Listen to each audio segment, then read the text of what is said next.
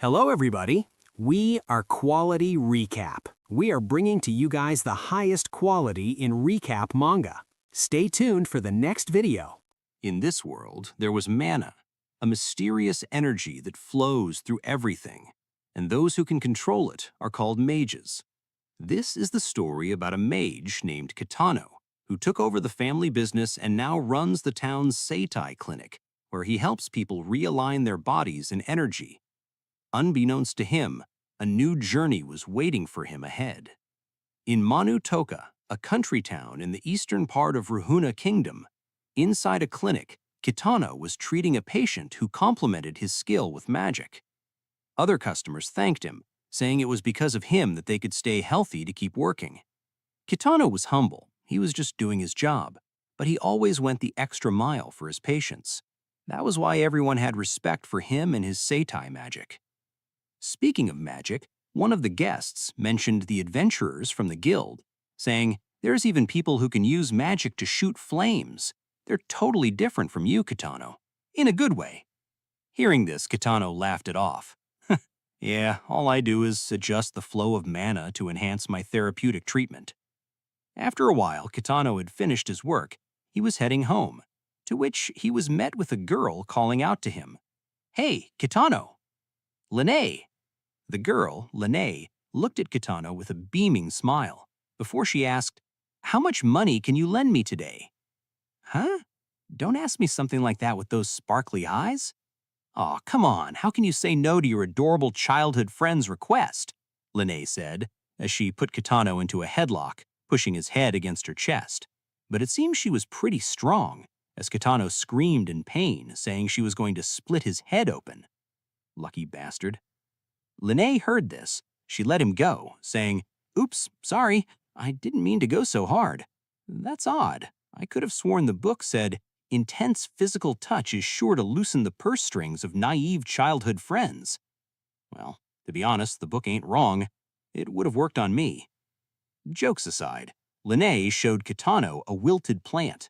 One of the guests at Lene's inn was very fond of that plant, and she was heartbroken that it suddenly started wilting. Lene was hoping to buy her a new one, though she hadn't got her money yet. Hearing this, Kitano used his magic to examine the plant. He said since mana flows through all things, if he could adjust the jumbled mana of the plant, he could save it. First, draw out the withered parts, then infuse the optimal amount of water, and now it's time for my magic. As he applied his magic, the plant suddenly grew back healthy again. Lene was impressed. She asked if he could use that spell to make her grow too, especially her butt. But Kitano refused, saying that spell would cause too much strain on normal people. Just then, someone complimented Kitano's magic. Walking up to Kitano, it was a group of 3 people, saying they had heard rumors about Kitano. Lene recognized them. She said they were the adventurers who stayed at her inn and was looking for magic users around the town. Kitano was surprised. Adventurers? They belong to guilds and travel all around the world taking on missions. Their quests include everything from slaying monsters to conquering labyrinths and guarding kingdoms. They're undeniably experts in combat. So Kitano and the adventurers decided to have a conversation at Lene's inn. One of the adventurers said, "According to what Miss Lene told us, we hear you're a very powerful mage." "No, I'm really not at all," Kitano refused. But the adventurer assured him, "No need to be humble. She said you've contributed greatly to this town with that magic of yours. And when I watched you before, it came to me just like that. Your magic has the power to control plants. No, all of nature, doesn't it?" Kitano, against the misunderstanding, he awkwardly said, "No, it's therapeutic. I help people with their body ailments using seitai magic. All I did was apply it to the body to accelerate regeneration." He then showed them his magic, using it to make their shoulders less stiff. With the misunderstanding about his power resolved, they just sat in silence, awkwardly. The adventurer tried to make him feel better, saying just being able to use magic already made him special. After all, they still had a favor to ask him. They wanted him to come with them to the southwestern forest and help them slay a dragon there. "A dragon?" Kitano asked. The adventurer continued, "It's essential for our party to be in tip-top shape to slay the dragon. Even this seitai magic of yours is sure to be a big help. We'll pay you, of course." Hearing the money, Linnae acted like she was worrying for him, though she still wanted to get part of the reward as a referral fee. On the other hand, Kitano hesitated, saying he was worried he might slow everyone down, and that he was aware of his own limits. Hearing this, the adventurer said, "All right, we won't force you or anything. Give it some thought. We'll be waiting by the front gates of the town tonight for your answer. But keep this in mind, if we let this dragon run wild, it could pose a threat to this town too." That night, while walking home together, Linnae said it was a waste. Hearing this, Kitano apologized about the money problem. But Linnae said that wasn't what she meant. Ever since they were little, she knew Kitano had been dreaming about becoming an adventurer, and she thought letting it end up as nothing more than a dream is a waste. Hearing this, Kitano thought about it for a while that night. He came home. Waiting for him was his grandma. He told her about the adventurers and the dragon, asking her what he should do. Just then, his grandma, handing him his seitai practice book, said, "You're such a wonderful seitai practitioner that I'd be proud to send you off anywhere, Kitano." Looking at the book, which has been visibly worn down with several bookmarks attached to it, it was obvious how much Kitano had dedicated his effort to learning. His grandma said, "You've always helped me out so much. You're the kindest boy I know. Now take care out there and do a good job." Kitano held the book close to him. He thanked her before leaving. Later that night, Kitano went to meet up with the adventurers. He apologized for being late, while internally he thought to himself, "If there's even a chance that all the skills I've learned so far can be helpful, honestly, it might be more than I can handle, but I really want to know how far I can go." The adventurers smiled at his resolve, and they headed off into the woods. While doing so, Kitano asked, "Do you guys have some kind of strategy?" "Strategy?" the adventurer said. "Oh, right, a strategy. Basically, it was lure him to this spot." Suddenly, one of the adventurers grabbed Kitano from behind, not letting him move or talk. They began saying how useless his magic is, and it turned out there were no dragons, and they weren't adventurers. They are a group of bandits who kidnap magic users to sell them as slaves. And just like that, Kitano was brought to their hideout, getting thrown into a cell. He weakly looked up to see that in his cell there was another man beside him, and that guy was munching on grass? Kitano was shocked, and the guy also panicked, saying, "It's not what it looks like. This grass is edible." "That's the part he's worried about?" Kitano thought to himself. The man then continued, "It's called sugar ass. It has tons of minerals in it, but I swear I don't have a habit of eating grass." Hearing this, Kitano awkwardly accepted his reason. The man then said he wouldn't want some younger kids to hate him, and that Kitano should call him Big Bro. But Kitano coldly refused. Kitano then told him about the fake adventurers and how he got there. Hearing this, the man said that real adventurers would have a special badge on their arm. Kitano understood it, but he immediately noticed that very badge on the man's arm. "Yep, I'm the real deal," the man said. "I'm the captain of an adventurers guild called the Iron Fangs. My name is Gene." Kitano was shocked. "The real deal? Wait, the captain of an adventurers guild? Yet you got captured?" "Huh?" Hearing this, the Gene tried to explain how he was captured. Turned out, while he was pursuing the group of smugglers, he saw a girl in a bunny suit giving away free food samples on the street, and he couldn't resist. Just like that, his food was laced, and he fell right into their trap. Now that they were there, Gene noted how the rope tying them up was some kind of magical device, which was getting tighter the more he tried to loosen it, and it was draining his mana. Kitano looked at the rope and noticed something. He told Gene, "I think I might be able to get us out of here." "You? How are you going to do that?" "By using what my grandma taught me, seitai magic." Gene was confused. Kitano then continued. He compared how similar this rope is to muscle fibers, which could contract itself. By adjusting the mana flow of the magical rope, he relieved the tension in the rope, and immediately, the rope loosened, setting him free. Looking at him, Jian was impressed. Kitano then turned to Jian and set him free also. Jian thanked Kitano for saving him. He noted that from then on, to escape, they would have to deal with the guards outside, and he said to leave it to him. Outside, a group of guards were chatting, having fun. One of them asked if they should be keeping watch of Jien and Kitano, but another one said that it was fine since they had already tied them up with magical ropes. Just when they were laughing, Jien jumped in, hitting the ground beneath them and crushed the floor, sending shockwaves, blasting the guard away. The guard panicked. He managed to escape.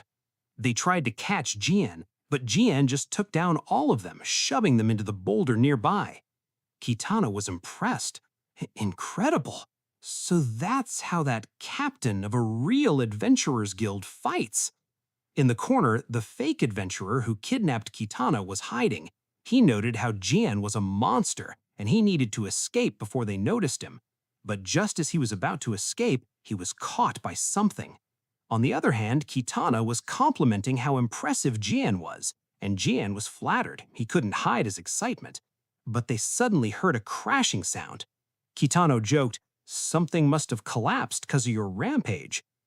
"Oops," Jien replied. "Maybe I went a little too hard?" But as they turned around to see where the sound came from, in front of them was a dragon, its wings spread, soaked in the nightly lights of the moon. Its power was tremendous, crushing down mountains as it landed. Standing before the dragon, Jien and Kitano were calm. Or not. Both of them screamed as they were beyond terrified. Jien immediately grabbed Kitano and ran from the dragon's fiery breath. "Why is there a real dragon here? Don't tell me their base was near a dragon's lair after all?" Jien clenched his fist and hit the ground, creating a dust smoke screen for them to hide.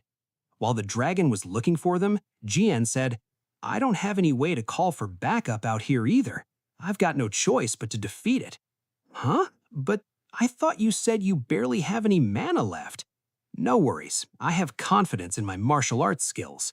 Hearing this, Kitano put a seitai magic circle on Jien. He adjusted the mana Jien had left and realigned his joints so he could move at full range. Though he apologized he couldn't do more, but Jien assured him he had done plenty, and Jien's body felt so light. But Kitano was still uncertain. Seeing this, Jien said, "Your magic is the type that's really kind and caring toward others. You have my word that I'll protect you in your town. But it's dangerous, so you better get out of here." Hearing this, Kitano nodded and ran away. While doing so, he looked back to see Jien was fighting the dragon. He thought to himself, "Right now, Jien is fighting so hard to protect me.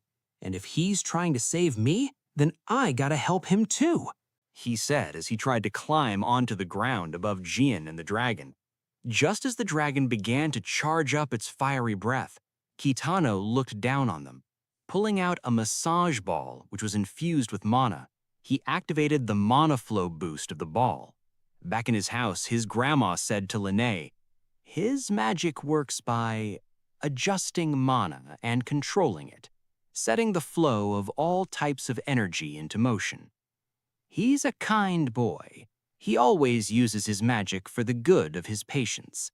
But I wonder what would happen if he were to cast off those restraints." Back to the battle, with a mana-infused ball, Kitano threw it at the dragon with everything he had. But his strength was weak as shit, and the ball just plopped to the ground, not even reaching the dragon.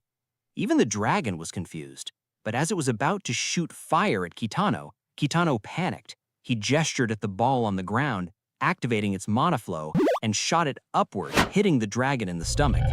The dragon was hit with a powerful strike. It fell down to the ground. On the other hand, Jien looked at them and was surprised. "Wait, what? Seitai is sick." Kitano stumbled on the ground, gasping for breath. He noted that he should never use what he just did on his patients.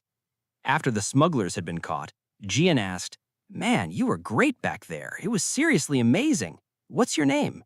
"Oh, it's Kitano." Jien then continued, "And you're a seitai practitioner right now, yeah? Surely you've done something else, right? Like as a mercenary or monster hunter or something?" "What? No, I've just worked at our seitai clinic in town with my grandma." "What? So you're seriously just an ordinary seitai practitioner? For real?" Looking at Kitano, Jien thought about it for a moment. He stood up, reaching his hand to Kitano. He asked, "Kitano, what do you think about becoming an adventurer and joining my guild?" "Huh? Me? Join your guild?" "Yeah, I'm usually pretty stiff, but check this out," Jian said as he kicked his leg up, showing his newfound flexibility. "This is all thanks to your magic. It's incredible. It'd be so great if you could lend us your power."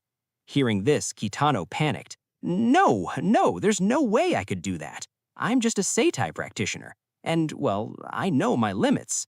Hearing this, Jian asked, "Do you really? 'Cause you just defeated a dragon, Kitano. Don't you think being an adventurer fits your abilities best?" Kitano thought about it for a moment. He wanted to become an adventurer, but what would he tell Grandma? Especially after he just got scammed and kidnapped like that. That would be a problem. Or not, as when Kitano told his grandma, she just said, "Okay, be careful out there." "That's it?" Kitano was shocked. But his grandma hugged him. She assured him, "It doesn't matter what set it all in motion. You're a man now, so go out and give it a try." Hearing this, Kitano welled in tears. He thanked her, and with that, Kitano and Jian, the three of them, set off. Bro, what do you mean? You said it was Kitano and Jian, but then you said the three of them. Can't you fucking count? Huh? No? I swear I counted 3 people leaving. Wait, that's Lene. She was coming with them. And she was waving people in the village goodbye. Why are you coming, Lene? Kitano was shocked. But Lene said she asked Jian if she could go when he accepted, saying he had been looking for a receptionist. Jian then said to Kitano, "Kitano, I'll make sure you don't regret this choice. I just know you'll be a great adventurer, because I believe it." Hearing this, Kitano was happy. He said he would do his best, and their new journey began. To recap the story so far, Kitano, a seitai practitioner, has decided to become an adventurer. Guiding the way is Jian, captain of an adventurers guild called the Iron Fangs. They are headed to the royal capital, where the guild headquarters is located. The third member tagging along with them is the beautiful Lene, the party's poster girl and receptionist, who was recruited due to her overflowing potential. This is the story of how she became the wealthiest receptionist in the land. That wasn't me, the narrator, who was recapping the story. That was Lene doing it herself. Jian asked what she was doing, and Kitano said that she was documenting her trip so she can write an autobiography later and live off the royalties. By the way, Jian reminded Kitano, saying he wasn't a certified adventurer yet. Pointing at his badge, he said that only those with an official badge can work as an adventurer. And while Kitano was writing down things Jian said they had to do to get him certified, Lene continued with her document. "The boy scribbling in his notebook is my childhood friend, Kitano, but he's been refusing to bathe with me for several years. Is it puberty?" "Hey, is that information really necessary?" Kitano scoffed.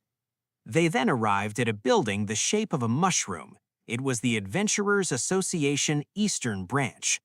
Inside the building, they were met with a staff named Hibiki, who is a young woman with short, dark hair and a calm, laid-back demeanor.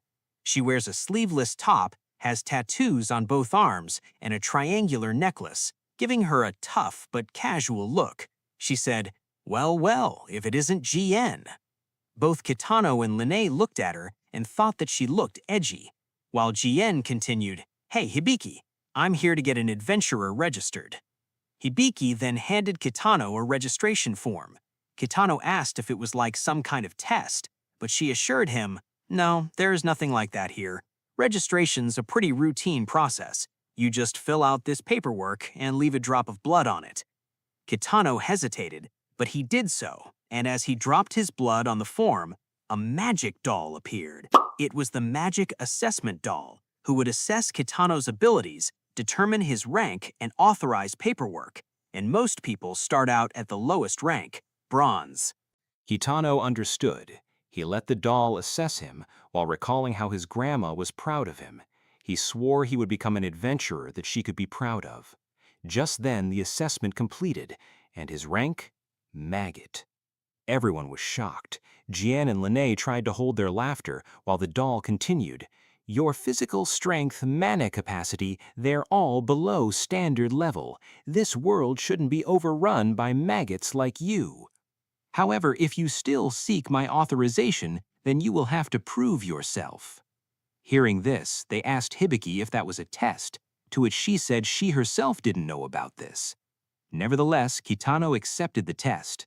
Jian tried to tell him he didn't have to, but Kitano said, "No, I'm honestly happy about it. Becoming an adventurer always felt out of reach for me. It'd make me feel way more comfortable to be put through the ringer rather than have everybody go easy on me." Faced with the rookie's unfazed determination, Hibiki couldn't help but ask, "Is he a masochist?" "Yep, pretty sure he is." With that, they dashed out of the building as the test started. The doll said, "Get outside, maggot. Assessment ends at sundown. You've got until then to help more than 10 people with your magic, scum. I'll be giving you an interview en route. You better not drop me." "Right, I'll be careful," Kitano said. First question, the doll asked why Kitano wanted to be an adventurer. Kitano answered that it had been a dream ever since he was little. Hearing this, the doll just slapped him in the face, saying it was asking what started the dream in the first place. Kitano lay on the ground, apologizing, but then he began recalling his past. A long time ago, the town Lene and I are from was attacked by monsters. Adventurers from a guild came and defeated the monsters. They seemed like they lived in a totally different world from mine. But there was one adventurer who went around giving soup to us townspeople. And the adventurer used his magic to heat up everybody's soup. He said he'd heated soup all over the world. At the time, I didn't really understand magic very well, but I wished I could use it like him. I wanted to use my magic to help lots of people. Then I met Jian, and now I'm super committed." Hearing this, the doll smirked. "In that case, you'd better try warming up this ice-cold verdict of mine fast." Looking at them, Hibiki asked, "Is it just me, or is that doll really into this?" Not long after that, they found a man sitting on the bench looking ill. The man said that he felt nauseous after riding a carriage, and he forgot his motion sickness medicine. Kitano crouched down to him and said, "Just one moment." He then used his seitai magic to regulate the man's mana flow, helping him feel better. The man was finally energized. He thanked Kitano, while Hibiki looked at them from the side. She asked if that was his magic, and it seemed plain for a recovery magic. Lene, on the other hand, proudly explained what this seitai magic was.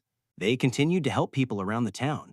The doll observed Kitano's ability and noted, "This maggot, his total mana, the basis of magic, is way less than the standard. If the captain's mana is like a pool, the guy's barely got a cup's worth. His magic doesn't manipulate his own mana, but controls other people's mana. He outputs a small amount to control the flow of their mana so he can produce a much greater effect. That shouldn't be possible without incredibly precise control." After a while, the sun set. Kitano had tried to find it everywhere, but it seemed nobody else was in trouble. Hibiki noted that Kitano still had one person left to pass the test, while Lene and Jean were busy sipping on their drinks. Just then, the doll told Kitano that if the assessment asked for a doll with a personality to show up, then it meant Kitano wasn't ready yet. Maybe it was time to give up. But Kitano stopped the doll mid-sentence. He himself knew his limit, but to be the kind of adventurer he wanted to be, he would still give it his all. Hearing this, the doll was impressed by his mental fortitude. It said it could feel its ice-cold verdict firing up. Even Lene could feel the heat of their determination. Wait, it was actually heat from a building on fire nearby. Whoa! Oh crap, we've got big trouble. It was a restaurant burning down, and the owner's son was still inside. While everyone panicked, Hibiki shouted at Jean, telling him to do something. But Jean just smiled. Turning to Kitano, he said, "I'll leave this one to you." Hearing this, Kitano focused up. Recalling his grandma's teaching, he said, "If there's a well nearby, then I might be able to find the trigger point of the groundwater's source." A trigger point is a tight knot that acts as the source of pain. Applying pressure to the trigger point dispenses the pain. And with that, using mana acceleration, he threw a mana-imbued massage ball to the ground, transferring the pressure of the underground water route, and the water bursted, spilling up from under the building, saving the kid and putting out the fire.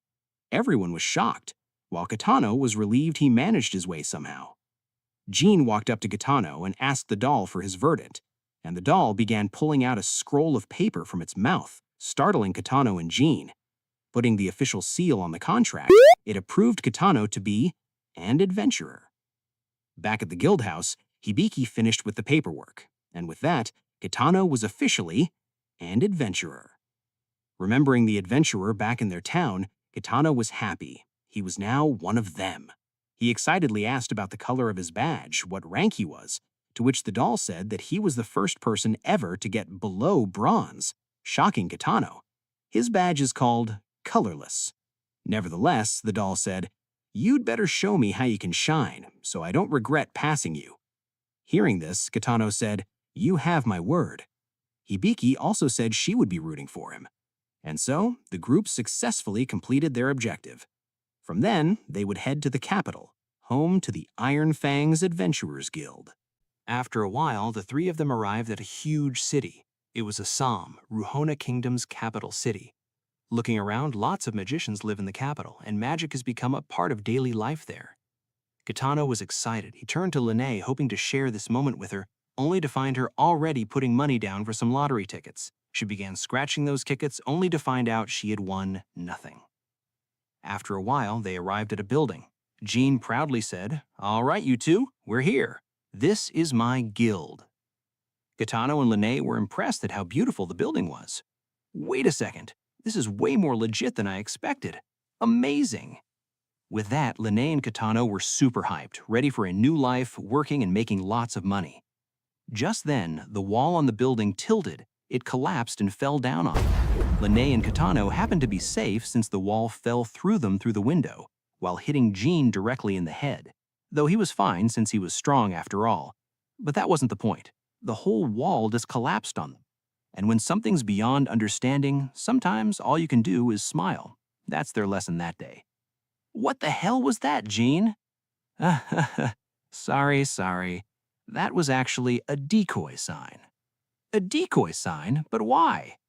"Well, I thought I could use the pretty facade to trick clients into coming inside," Jean said as the false wall fell down, uncovering the actual guild house, a run-down, ramshackled house. They were practically scammed. Lene sighed and said, "All right, that just means I'll have to be the pretty facade for you instead, since I'm the poster girl. Hurry up, Kitano. This is what you've been waiting for, right?" Hearing this, Kitano thought, "This is right. This is where my life as an adventurer is going to start." They walked into the build, and immediately a muscular middle-aged man slammed Jean's head into the floor, crushing it. "Where the hell have you been slacking off all this time, Captain?" Kitano and Lene were beyond shocked. Just then, the man finally noticed them. "Oh." He hurriedly tried to put on a party hat and said, "Missing items? Need a monster slain? Then you've come to the right place. Welcome to the Iron Fangs, where no job is too dirty for us. I'm Olgan, the vice captain. I also work on the front desk." Just then, Jean got up, shaking dust off of his head. He said, "Olgan, they're not clients." "What?" To bring some new recruits to the Iron Fangs. I was on a recruiting trip. New recruit? Jen, Olgan said with an emotional tone. Just when they thought he was about to appreciate Jen, he smashed Jen's head into the floor a second time, saying, "Stop making excuses." "I'm sorry," Jen said, while Lene panicked, asking them to stop. After a while, Olgan got to know Kitano and Lene. He said, "Ha ha, Kitano and Lene, huh? Sorry for startling you like that. We always fight like this. Jen and I are the same age. We go way back. We used to be adventurers in a different guild." Hearing this, Kitano wondered how old Jen actually is. Olgan continued, "We've got some real talented members, but the guild itself is small and elite. The big guilds pretty much corner the market over most requests, but don't let it get to you." "I see," Lene said. She then started coming up with an ominous plan. "Having a monopoly like that isn't fair at all. It's pretty scummy, actually. But if you don't have missions, We'll just have to create them. Hearing this, Kitano was worried about his childhood friend's mindset. Just then, a voice came up. So those newbies are our fresh recruits, huh? Standing on the balcony, a woman with long black hair and a small section of white bangs, wearing a dark outfit and a sword, she looked at them. Kaminagi, Jen called out to her. The woman, her name was Kaminagi, asked if Kitano's rank was really colorless, saying if amateurs like him join, it would damage the Iron Fang's credibility, and she was ready to knock some sense into Kitano. It's time to learn your place, rookie. You should never have come here. Lene panicked. She called out to Kitano, but her voice caught the attention of Kaminagi. Kaminagi turned around to see that in front of her was a beautiful young lady, and she immediately changed her direction. Sliding toward Lene in a kneeled position, Kaminagi grabbed her hand. Her eyes sparkled as he said, "Beautiful lady, please allow me to call you Princess from this day onward." Princess? And I shall be your knight. What the heck is happening right now? Kitano asked. Jen began explaining that Kaminagi was a huge fan of the Knight's Chronicle, a story about a knight and a princess. So when Kaminagi saw a girl who was her type, she couldn't tell the difference between fantasy and reality. Hearing this, Lene was shy, but she said, "Oh, stop. Your Highness is totally fine with me, too, by the way." This girl adapted rather quickly. Jen asked Kitano what he thought of their members, to which Kitano wasn't sure he could keep up with them. Jen then excitedly said, "All right, standard procedure for new recruits. I want to assign a mentor to these two." Hearing this, Olgin said he would take care of Lene and teach her stuff about the front desk. On the other hand, Kitano's mentor would be Kaminagi, but as an answer, Kaminagi glared at Kitano, which scared Kitano off. She's 100% gonna murder me. Seeing them, Jan assured Kitano, "There's no need to be afraid. All you gotta do is tell her those strong feelings of yours behind wanting to be an adventurer. Sure, our members have their own quirks, but they've also got the mental toughness needed to overcome any obstacles. Our guild never yields and is never broken. That's the Iron Fangs." Hearing this, Kitano thought, "That's right, I can't be afraid. This is my dream. I want to be kind and support a ton of people by becoming an adventurer who shines with true strength. I've come to the Iron Fangs to make that happen." Hearing this, Jian smiled. "Great. In that case, I'll get right to it. I'm sending you two on a mission right away. There's a village south of here called Evkiv. The entire surrounding area is overrun with small monsters, so the villagers can't go and gather food." He turned to Kaminagi and said, "I'll be counting on you, mentor." To which Kaminagi asked, "You want me to take on this colorless who'll only slow me down?" In that case, I'll leave Kitano's fate entirely to your discretion. If you decide he's got no talent after seeing him in action, then unfortunately we'll have to kick him out of the Iron Fangs." Huh? Kitano was shocked. What? But I just got here today. On the other hand, Kaminagi smirked. How intriguing. I'll accept that responsibility. Yeah, my boy getting his act kicked out for sure. Looking at him, Olgin asked if Lene should do something to help Kitano. But Lene assured him, saying that a situation like this was where Kitano could show his true strength. And with that, they arrived at the trade route to Evkiv. Facing against low-level monster slime, several slime jumped at them, trying to attack. But in a swift motion, Kaminagi froze them with her ice ability. She said, "I'll tell you an easy way to prove your abilities. Slay more monsters than I do during this mission, although I'm sure that'll be impossible for a colorless like you," she said as Kitano was left in shock of her immense power. It was then Kitano's turn. The slimes gathered at him, trying to attack. Kitano tried to use his mana massage ball. Looking at his clumsy movement, Kaminagi thought, pathetic. Suddenly, Kitano released his mana ball, using acceleration to weave the ball through the battlefield, killing all the slimes coming his way. Kaminagi was surprised, and Kitano boldly declared, I'm the rookie adventurer Kitano, and I use seitai magic. Please teach me everything you know." The fight continued. Surrounded by the slimes, Kitano thought, "It worked, but I can't let my guard down. I need to adjust the massage ball's trajectory. I practiced this with Jin on the way to Assam. I can't mess this up now. Wait, where's Kaminagi? He turned around to see Kaminagi holding up her own weight, slicing down, freezing monsters with her ice sword. While Kitano was looking at her, monsters began surrounding him again, to which he narrowly eliminated them just in time, feeling relieved. Looking at him, Kaminagi thought, seitai magic, an application of mana manipulation, huh? Not bad for a colorless, but...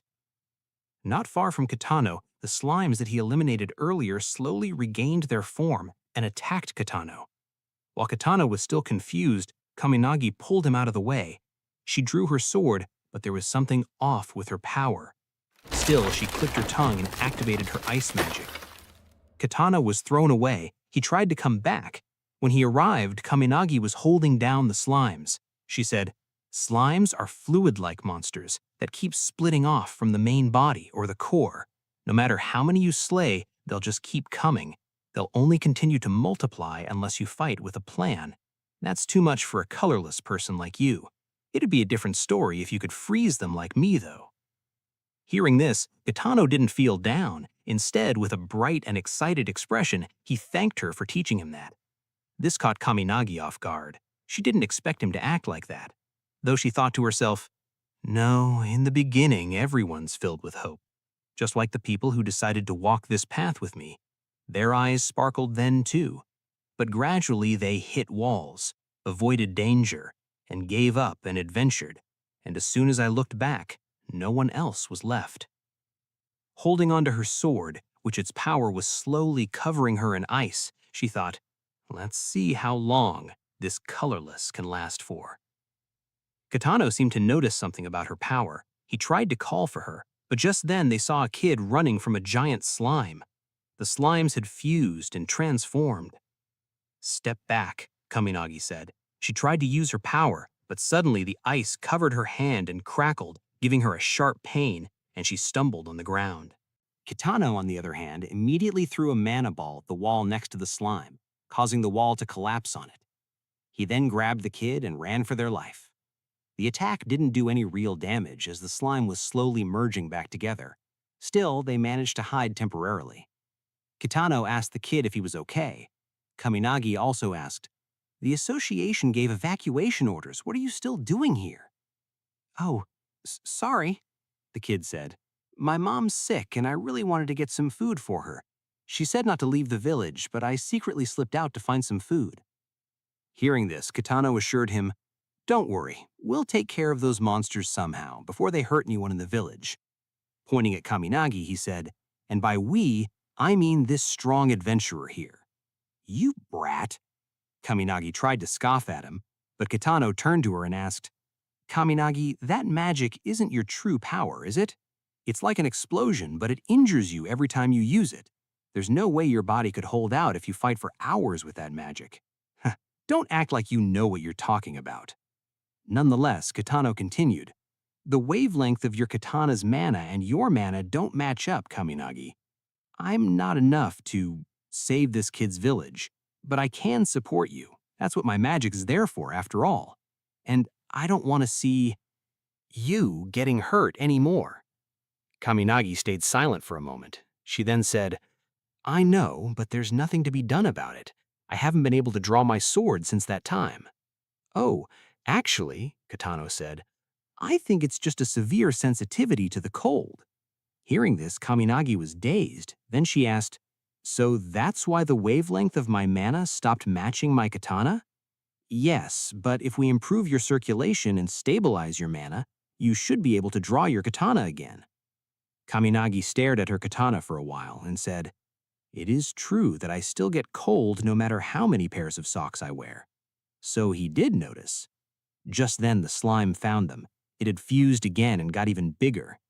Jumping out of its attack, Kaminagi said, "If you've got a plan, execute it now.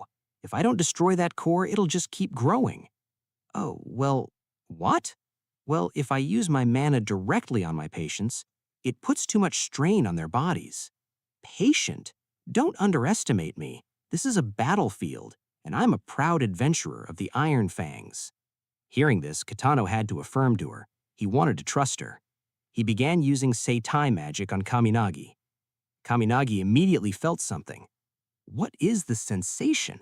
I can feel this kid's magic coursing through my entire body, along with my mana and blood. It almost feels like a bath after a long day, warm enough to melt ice. Just then, the giant slime jumped at them, but with this newfound power, Kaminagi drew her sword and sliced the slime in half, freezing. You did it! Don't worry, I'm warm and toasty now. After the battle, they got an evaluation from the mission evaluation form saying they had completed the mission. Hearing this, Kitano was stoked. He turned to Kaminagi. We did it, Kaminagi! On the other hand, Kaminagi talked to him, this time with a more gentle expression. She said, I still ended up taking care of all the monsters by myself. Hearing this, Kitano panicked. Oh, right. I was supposed to prove myself during this mission. I'm totally done for. Just then, Kaminagi continued, However, I can move my body a lot more comfortably now, and my katana and I are on the same wavelength again. Looking at Kitano with a slight tint of blush on her cheeks, she said, I have a feeling I'll be relying on your magic a lot more from now on. She then quickly turned away while thinking to herself, I'm not acting like myself, and what's this strange feeling inside me? Does his magic still have some sort of effect on my body? That must be it. Stay calm, Kaminagi, especially at a time like this. I'll just think of my most sacred text, the guidepost of my very soul. A knight's chronicle will surely calm me down. While she was stuck in her own thoughts, Kitano said, This mission really showed me how inadequate I am, so I'll get stronger. Strong enough so that I can at least stay by your side. Hearing this immediately caught Kaminagi off guard, not because of Kitano's humbleness and sincerity, but because what he just said was an exact line from the book Kaminagi loves. Hang on a second. Did he just... A Knight's Chronicle, Volume 10, Chapter 4. He said the line the knight says to the princess. She tried to ask if Kitano had read the book, but Kitano said he didn't, which meant he really just said that on his own. Just then, the kid from earlier called out to them. Excuse me, adventurers. Everyone from the village wants to thank you. One of the villagers, a young woman, asked, How can we ever repay you for what you've done for us? Immediately, Kaminagi dashed at the woman and said, You don't need to thank us. After all, I am your... knight? Oh. But just as she said that, she noticed something wrong. Usually, all women looked like princesses to her, but now, in front of her were just regular villagers. Kaminagi panicked. Suddenly, I don't know who I am anymore. Night after night, I've immersed myself in the world of that story. I've based my entire identity around having a knight's soul. Just then, Kitano walked up to the villagers. He said, Please, you don't need to thank us. I'm just glad everyone in the village is safe. As he said that, Kaminagi looked at him. Somehow, from her perspective, Kitano was in a knight's outfit. His handsomeness was cranked up several levels, and his manner and coolness is through the roof. And this time, in Kaminagi's eyes, she was no longer a knight, but a princess. What in the world is happening? Kaminagi thought. I've read this series more times than I can count, and yet, with nothing more than a few remarks and gestures, every bone in my body is telling me that he is a true knight. Thinking for a while, she said, Time to read the whole series all over again. This is growth. These are feelings I've never felt before, and they can help broaden my interpretation of the story. Maybe identifying with the princess feelings isn't so bad after all. And with that, they returned to their guild. As Kitano and Kaminagi walked in, he saw Olgin and Lene on the ground with a poster that said, Poster Girl Training, and they were doing fucking yoga. Olgin shouted, What is beauty? And Lene answered, Something you build like muscles, sir. Kitano was scared. What kind of training is this? On the other hand, when Jien welcomed them back, he asked how the mission was, to which Kaminagi said, The colorless was able to sufficiently prove his abilities on his own terms. As his mentor, I recommend he join the Iron Fangs. Ooh, Jien said. Looks like you're safe, Kitano. while Kitano stumbled on the ground in happiness. Thank goodness. Just then, Kaminagi continued, That means I accept you. Putting one foot onto Kitano's shoulder, she boldly declared, I accept you as my knight. Huh? Everyone was speechless. Kaminagi then continued, I've decided you need some special training to refine your knightly details right down to your soul. First step, read all 42 volumes by the end of the week and pay special attention to the knight's parts. She still continued on, but her face slowly struggled to hide her perverted grin. Then after that, you can, worship me and treat me like a real princess. Damn, this girl is crazy. Not that I'm jealous or something. Lene saw this. She asked if Kaminagi had opened up a whole new door, to which Oljin said he was just happy they got along. Kaminagi then also rushed to Lene. She said, Also, I'll need to consult with Lady Lene. Huh? Lene was confused. Kaminagi continued, Do you think you could show me how to be cute like a princess? Perhaps if I begin with the outward aspects, I can internalize the role more. Hearing this, Lene was excited. She hugged Kaminagi and said, Of course, time to start a girl squad right now, while Jean and Oljin complimented Kitano, who was still confused about what just happened.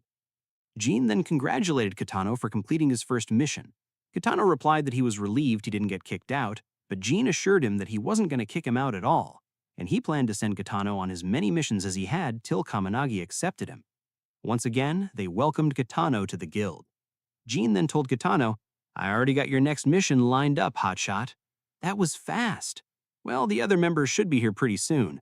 Just as Jean said that, they heard a commotion outside the guild. Two people who looked like they were from two local gangs were glaring at each other, arguing over their turf, the area around the guild.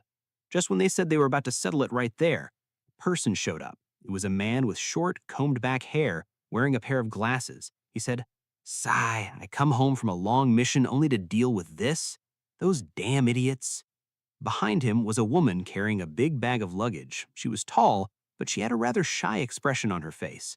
As the man told her to get back, she said, but I stand out even more carrying all this stuff. It's mortifying. I'm gonna hide. I might as well just hide. Just when the two gangs were charging at each other, the man called them out. Hey, you guys, how many times do I gotta tell you not to fight out here? Don't you dare cause trouble for our neighbors or the Iron Fangs, or I'll kill every last one of you. The gang members glared at him, but suddenly they broke into a face of utmost excitement. Talius, you're back! The two gangs suddenly stopped fighting. They lined up in two rows, welcoming this man named Talius. Kitano and Lene were shocked. Talius then asked why they were fighting, to which the gang members explained they were fighting over who gets to pick up trash and clean the area around there. Hearing this, Talius screamed at them, telling them to get along during trash duty, and everyone listened to him. Talius then walked up to Kitano and Lene. He said, Oh, who are you two? New recruits? The name's Talius. I'm an adventurer from the Iron Fangs, and Jean's first apprentice. Sorry if they scared you back there. They're not bad guys. He then introduced the woman who was with him, and that one over there is a bit shy, so she's always hiding, but she always sticks out because of her height. That's Juna. Eep, don't look at me, Juna said. Looking at them, Lene told Kitano he would have to build up his courage too. After they had gotten to know each other, hearing Kitano's story of how he ended up becoming an adventurer, Talius welled in tears. He was moved by Kitano's determination and his grandma's love for him. Kitano, Talius, and Juna were on their next mission, which took place in a city north of the capital called Kisalani, and they decided to take a train there. On the train, Kitano asked about the mission, to which Talius began going over the details. We're looking for someone. The client wants us to find somebody named Ibis, who's a magical device engineer. Kitano heard this. He tried to discuss the plan, but Juna began shoving a donut into his mouth.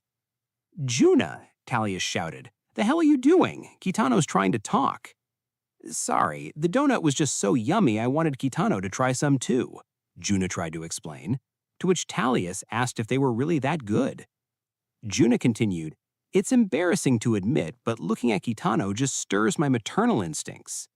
Talius, on the other hand, asked her to give him some also, but Juna refused, telling him to buy his own donut. Their banter went back and forth, but after a while, Talius noticed Kitano was restless. He asked, Kitano, are you scared or something? How can you tell? I just can. It's tough knowing how to act when you're on a mission with a new member. But instead of focusing so much on the uncertain future, it's best to remember all the things you've achieved. That uniform you're wearing is proof of your achievements, Kitano, so be confident in yourself. Hearing this, Kitano was relieved. He thought, that's right, I've become an adventurer. I can't chicken out now. I'm going to use my magic in my own way, to build up experience so I can help lots of people. Just then, Talius turned to Kitano and told Kitano to call him boss, but Kitano refused. They then arrived at Kisalani, a city to the northwest of the capital that's known for its crystal artisanry. It's located at the base of a specialized mine, and the people here mainly make their living mining or working with crystals. Talius began announcing their search for Ibis, but just then they heard some commotion. "Catch her," a voice called, and suddenly a kid jumped on Talius's head. She apologized to him, then immediately jumped on the rooftop. It seemed she was using a special pair of boots.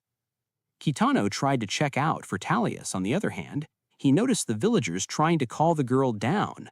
"Stop jumping around with that dangerous thing. Yeah, come down. You're just an ordinary girl. Stop pretending to be Ibis." Hearing this, the girl tried to explain that her mentor only wanted to enrich everyone's lives with magical devices, but the villagers said that those devices were doing more harm than good. On the other hand, Talius seemed to have some other concerns. He shouted at the girl angrily, "Hey, do you have any idea how many hours it took to get my hair like this? Now all that wax just went to waste." The girl on the rooftop then tried to find some devices that would convince the villagers. She then pulled out a device. "The Gargantua #1. Behold, this magical device is about to suck up all the trash in town." But as she activated the device, it began sucking in everything, ripping the roof tiles off of houses, breaking everything. The girl didn't know what to say. It was another failure. She tried to run away, saying she would find a magical device that could make repairs. But before she could do so, she turned around to see Talius with his hair all messed up, angrily catching up to her. "My wax! Not only did you wreck my hair, but you wrecked the town too." The girl was terrified, but when she noticed the badge on Talius's arm, she asked, "Are you an adventurer?" After that, she introduced herself. "I'm so sorry. I'm your client, Elsie. I want you to find my mentor." But suddenly, the villagers stopped them. "Not so fast. What about paying for damages? Where's our apology?" Talius heard this. He said helping her mentor was one thing, but this person, Ibis, didn't seem too popular with the townsfolk. Hearing this, one villager explained, "Ibis is a very talented magical device engineer, but she's caused a lot of trouble for us for a long time now. She just comes down from her workshop deep in the mines whenever she feels like it, tries to convince us to buy some wacky device like that one you saw earlier, causes mayhem with it, and goes home. Then she makes a new one and comes back, and so on." That does sound kind of annoying. The townspeople all think Ibis is a nuisance, but for some reason, Elsie is the only one who's really fond of her. Lately, we haven't seen Ibis around, and then Elsie started showing up, acting like her and causing trouble. Hearing this, Elsie tried to say, "But Ibis isn't a bad person, I promise." She began recalling Ibis's words, saying though all she did was mess up, she was sure one day she would make everyone happy with her devices.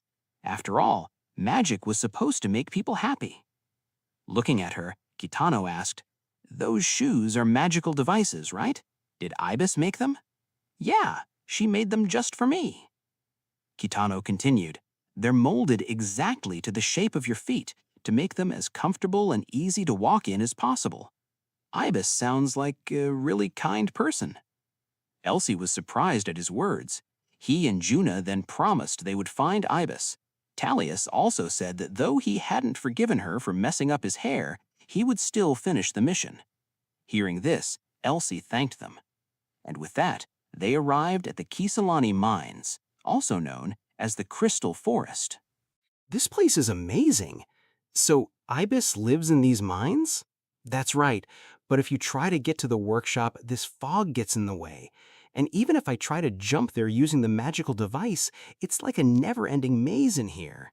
Talius heard this. He said he would charge through any fog, and the word lost isn't in his vocabulary. But Kitano just ignored him and told Elsie to continue. Elsie then said, "The last time I saw Ibis, she didn't seem to be feeling well. So now that I haven't seen her in a while, I'm worried something's happened."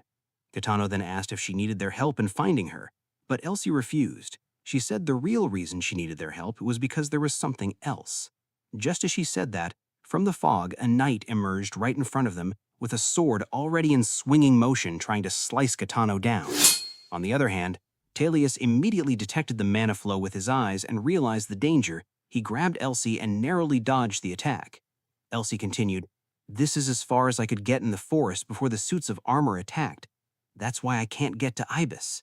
Just then, Talius and Juna joined the battle. He said, "Good job on protecting Elsie, but now you just sit back and watch." On Talius's hand was a bow with several spirits flying around his shoulder, while Juna held a shield the size of her own body. Kitano wanted to help them fight, but Talius assured him, saying he would show Kitano how the pros do it. Kitano heard this. He accepted Talius's words, but he put a magic circle on their back and said, "In that case, at least let me help you out a little." Kitano then used seitai magic on them, and suddenly Talius and Juna felt an immense surge of power coursing through their body. "Whoa!" Talius was impressed. "What the heck? My body feels so light." Juna also said, It feels warm. Your magic's made me feel so powerful." "Hey, the enemy's coming," Kitano tried to warn them, but it seemed Talius and Juna already anticipated. "Kitano, you're pretty damn good," Talius said, as he and Juna turned around and took down the enemies in one attack. "Keep it coming. I'll take on every last one of you, as this is the Iron Fangs you're dealing with." Not far from where Kitano and his team was, there were two people. They seemed to have noticed the sound of the battle, noting how it was going to put them behind schedule. Back to the Iron Fang squad, Kitano was impressed by Talius and Yuna. They took down the suit of armor in one hit. He praised the two of them, to which Yuna was embarrassed and hid herself, while Talius praised Kitano Magic for helping him move his body at ease. "This is all because of your magic, Kitano. It made our magic way more powerful than normal. Thanks for the backup." Hearing this, Kitano was flattered. But while they were still talking, the suits of armor began getting up. Wait, what? They're getting back up? That's not good. But just as they were about to engage in combat again, the two suits of armor were obliterated from behind by the two people from earlier. One of them, a woman, scoffed at Talius's team for neglecting their duties, while the other, a young boy, was counting his points for the defeated armor. Talius looked at them and said, "I know those two. They're from the Adventurers Guild, the Seraph Wings." Kitano was impressed by their power, while Talius glared at them, asking what they were doing there. The woman, on the other hand, rushed at them and talked in a professional manner. "Yes, that's right. We are the most elite, #1 guild in the business, the Seraph Wings, at your service." "Huh?" Talius was startled. The woman then handed Kitano a business card. "We do our jobs with pride. I'm Lamia, and that's Zio. Go ahead and take one of our business cards."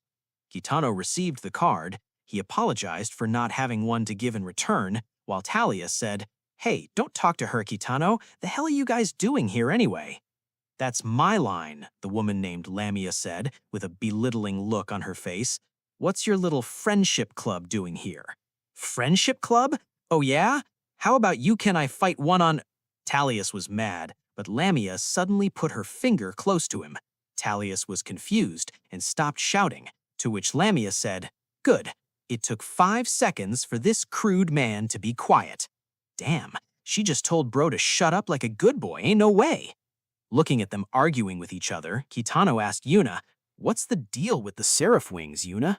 Well, there are several guilds in the kingdom, including ours, and theirs is the biggest one. They take on several big missions that are on totally different levels from regular missions. Everyone says they're the strongest guild in the kingdom." Yuna then whispered to Kitano, "Other guilds avoid cities where the Seraph Wings operate because they don't want them to take away their jobs. But our guild's base is right in the capital. almost like we're picking a fight with them. Why? When Kitano heard this, he was also surprised. Lamia and Talius continued to pissing each other off, but suddenly a suit of armor rushed at them from behind, ready to attack. Kitano and Yuna noticed it. They attempted to block the attack, but before the suit could reach them, it was tied up by Lamia's strings. She then threw the suit at the crystal boulder nearby, saying, "I don't have time to argue with you. Our schedule's completely packed with missions after this. We've got no time to spare." Witnessing her power, Kitano was left speechless. Lamia then continued, "Our client has rights over the crystal forest, and our mission was to clean up the suits of armor, which were getting in the way of mining. You're after the armor too, I assume." "Huh? No," Talius said. "Our mission is to find Ibis, who hasn't come out of the crystal forest in a while. We're looking for a missing person." Hearing this, Lamia said they should focus on their own missions. She grinned and said she wouldn't want to accidentally hit them while clearing out the armors. On top of that, Lamia also looked to Kitano. She said, while barely concealing her laughter, "Also, I think your colorless over there is probably better suited to find a missing person anyway." Hearing this, Talius was furious. "How dare you make fun of our newbie?" But as an answer, Lamia pointed to Zio, her companion. "That one over there, the guy who always wants to climb up to high places, he's also a newbie who became an adventurer only a month ago. Colorless, bronze, silver, and gold. The badge on your armband represents your skills as an adventurer. His rank is gold, and he has the capacity to become a regalia, the one destined to stand above all adventurers." Talius and Juno were shocked. This guy was practically a prodigy. On the other hand, Kitano grew restless. He only started a month ago? Around the same time as me? Kitano and Zio's eyes met. Two newbies, yet each was in a different position. After that, Talius clicked his tongue. There's no point hanging around here. Let's go finish our mission, guys." To which Lamia said, "Please hurry, I'm getting sick of looking at you." Hearing this pissed Talius off. On second thought, "I ain't going. Let's settle this right here, right now." He tried to fight Lamia, but Kitano and the others had to try to stop him. After a while, they headed their way. While Talius was still butthurt, Kitano asked what was with the suits of armor. To which Elsie said, "Those suits of armor were originally magical gadgets made by Ibis. I saw them mess up occasionally when they were helping out, but they never attacked anyone." While they were discussing, Kitano suddenly felt something grabbing his leg. He turned around to see a suit of armor, with only its upper half remained as it latched onto his leg, and he was terrified. "That was the armor we knocked into next week. Get back, Kitano." But Kitano, using his eyes with seitai magic, noticed the unusual mana flow from the armor. He immediately used seitai magic to relax the tensed magic flow. "What are you doing?" Talius asked. To which Kitano said, "Look closely at the armor. It's got some kind of magic formula all over it. And since it's a magical device, I can make it easier. Maybe." Suddenly, the armor snapped. It jumped up and landed right in front of Kitano, startling him. The armor then said, "Well, well, you've found me in quite an embarrassing position." Hearing this, everyone was surprised. It can talk? And with that, bringing the armor with them, they told the armor what they were up to. The armor heard it and said, "Oh, you're looking for Miss Ibis? We've been programmed to chase away any visitors. I apologize for the rudeness." It's okay. Is Ibis only dangerous or something? Just letting you all go crazy out here in the wild? No, that's a misunderstanding. The crystals in this mine are an important resource for the people of Kisalani. However, lately there's been thieves trying to steal those resources, so we were dispatched to protect the mine. Plus, Miss Ibis is very talented and hard-working, always putting the interests of others above herself. She's enriching everyone's lives, the armor said as it handed Elsie a report. On the report were all the problems that the townsfolk had with their gadgets and houses. The armor then continued, "That contains all the little worries bothering the townspeople, along with ways to solve their problems. Miss Ibis dreams of developing magical gadgets to help everyone." Kitano then asked if the armor knew where Ibis was, but the armor said it didn't know the precise location and could only feel the connection of mana through the magic formula Ibis wrote on it. Still, it was enough for Kitano. He could follow the trail of Ibis's mana. If Ibis's mana is making this suit of armor move, I doubt her range of control exceeds the crystal forest. My magic has to do with mana control. If I can unravel the magic formula that was woven by her mana, it'll be just like following pathways the body uses to flush out toxins, and I'll be able to follow the route. Kitano then activated relaxation to disperse the mana formula. Watching the patterns spread into various directions, he detected the correct route and followed it. Following Kitano, Elsie said he was amazing, and Talius also thought so. Not many people were that proficient in manipulating mana. Just then, Zio, the Seraph Wings member from before, showed up, running alongside Kitano. He praised Kitano for his amazing mana control. Back in the village, the villagers were worried about Elsie heading off with the adventurers. They also noted that even though Ibis was annoying, they knew her intention was pure, and deep down they all cared for her. Just then, two suspiciously looking people showed up.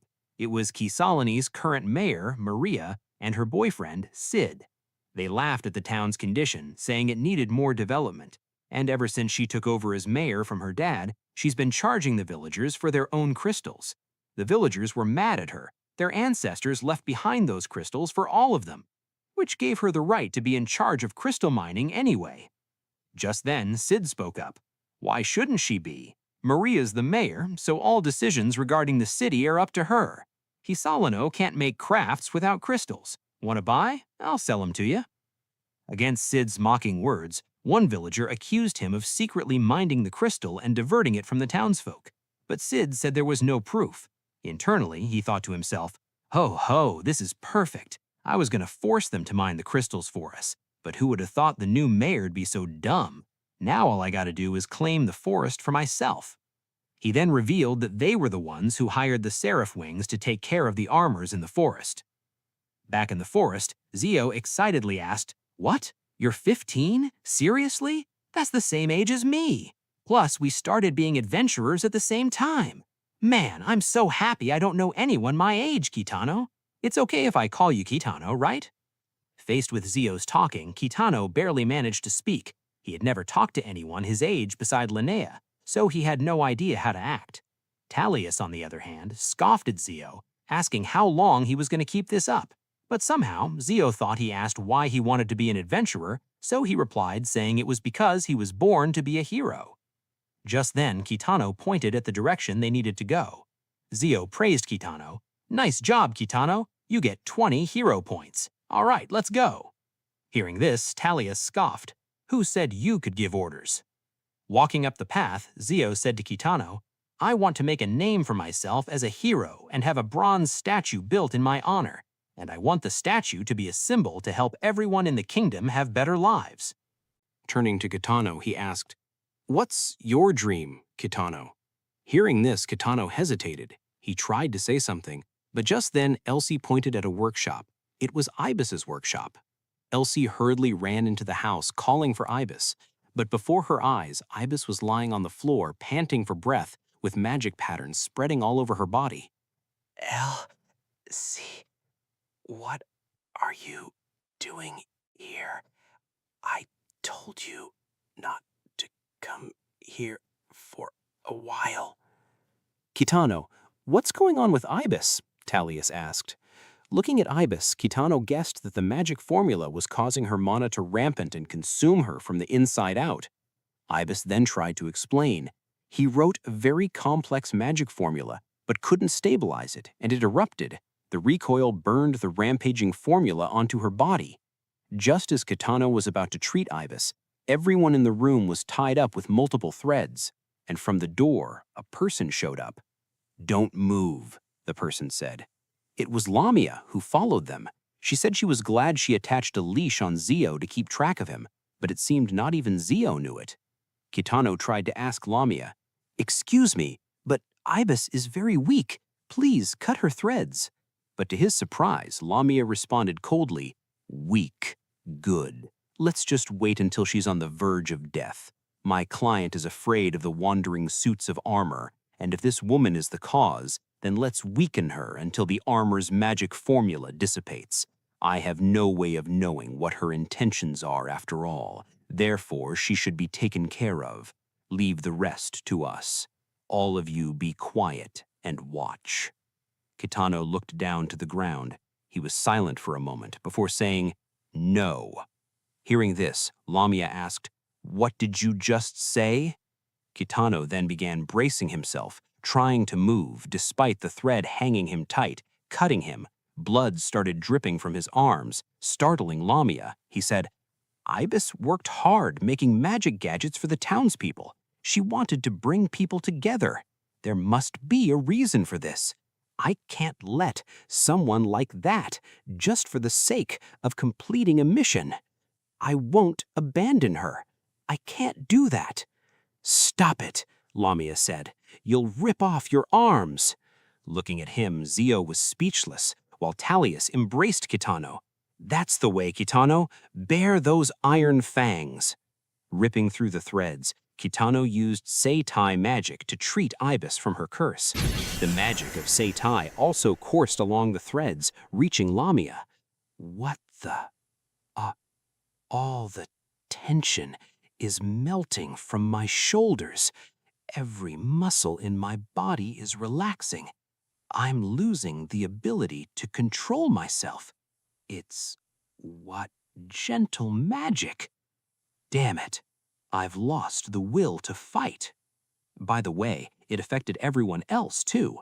They dropped to the ground. Their faces looked like they just went through a full-service massage.